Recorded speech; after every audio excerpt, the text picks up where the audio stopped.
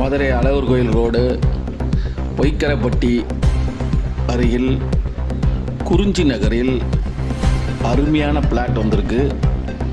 30க்கு 50 size, கிழக்கும் வடக்கும், road cost இல்லை. பிளாட்டின் மொத்த விலை 17 லட்சம். உருட்டு ரேட்டாக கேட்குறாங்க. விருப்பமுள்ளவர்கள் தொடர்பு கொள்ளலாம்.